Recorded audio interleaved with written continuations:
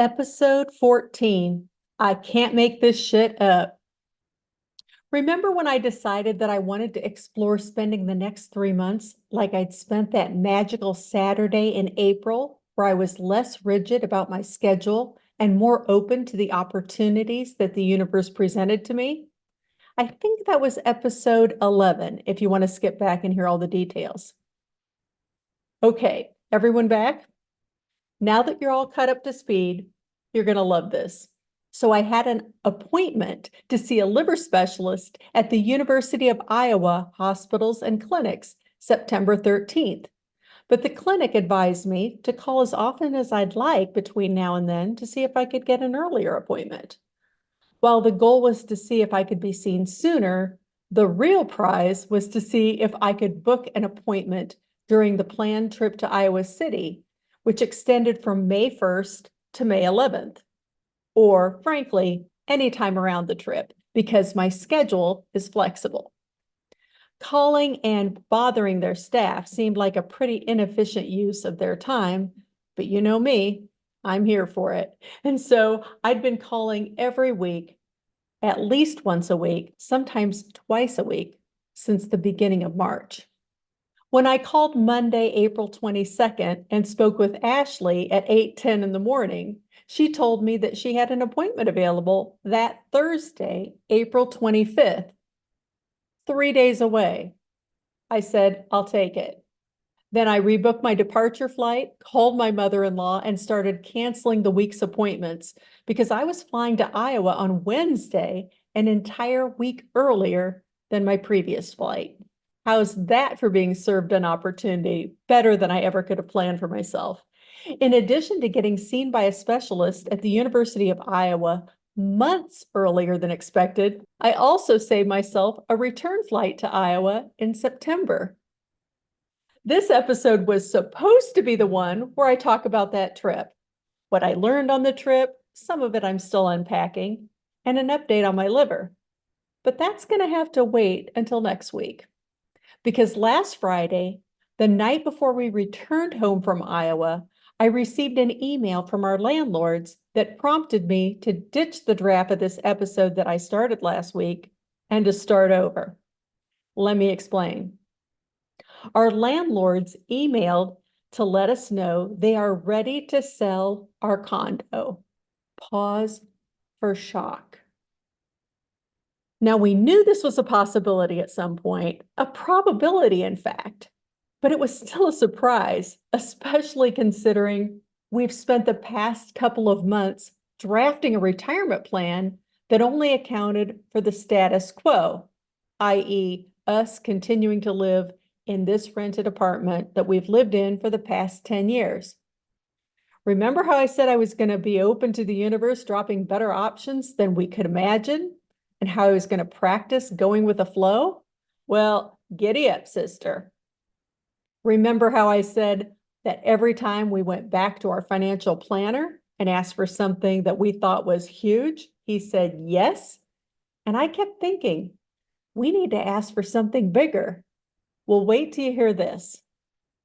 Our landlords are offering to sell us our condo at below market value. Do you need a minute?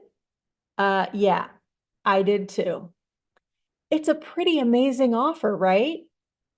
But it's not a surprise if you understand that these landlords have never raised our rent in the 10 years that we've lived here. They've accommodated every request and promptly replaced our refrigerator, dishwasher, washer, and dryer when they've given up the ghost. Without a doubt, the coyote guys, as we call them, have been the best landlords we've ever had. Back to the email. I responded with gratitude that I didn't know if we'd be able to swing it, but I'm open to the possibility of being surprised and delighted, just like I was when we got this condo in the first place, because I never could have imagined we could live here. And I accepted their offer to meet for coffee. Fast forward to Saturday, we flew home. Sunday, we met the landlords at Panera to discuss the offer. I'm going to cut to the chase. I was gobsmacked by the offer. It is well below market value. And they took the time to sketch out the math and share HOA and insurance information too. I mean, they went above and beyond. So Monday, I chatted with a mortgage broker, and after that, I sent a comprehensive email to our poor TIAA financial advisor, who is, I am certain, regretting his decision to work with us. Let me pause for a moment to ask, can you believe this shit? Because it's taken my breath away. I'm going to be honest. The first feeling that hit me when I read the initial email was fear. And it's still my biggest challenge.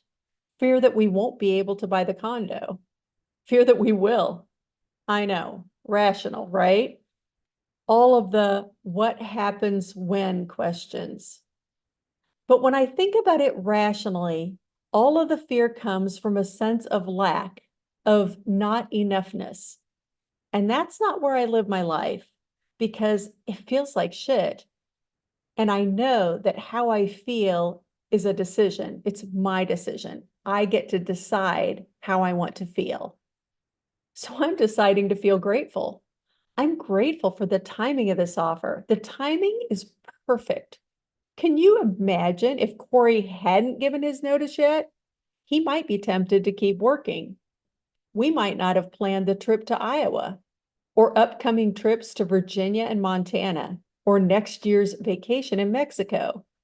We still have plenty of time to adjust our retirement plan to look at the possibility of buying this condo.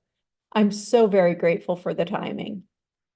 I'm also grateful for our landlords for their generous offer and for their flexibility. They've given us plenty of time to figure this out, and they've shared resources to help us. No matter what happens, I'm grateful for the 10 years we've spent living in their beautiful condo. And I'm optimistic because I never could have imagined that we'd live downtown in a beautiful condo in the Pearl. But here we are. And if that happened for us, imagine what can happen in the future. If we don't buy this condo, it will be something better. Thanks again for listening. I appreciate everyone who has shared the podcast with friends. Last Thursday, Corey and I met up with some of his high school friends at Shakespeare's in Iowa City, and I was shocked and humbled when my friend Dave said he had listened to the podcast and he was inspired. It turns out there are a lot of us blazing unconventional trails, or those who want to walk the road less traveled and are looking for community. Join me next week when I return to recap my Iowa trip. I want to talk about what I observed about aging, denial, and a brief soapbox rant that I'm calling Not My People. Don't forget to pound that subscribe button in Apple Podcasts or wherever you listen to my Act 4. I'll see you next week.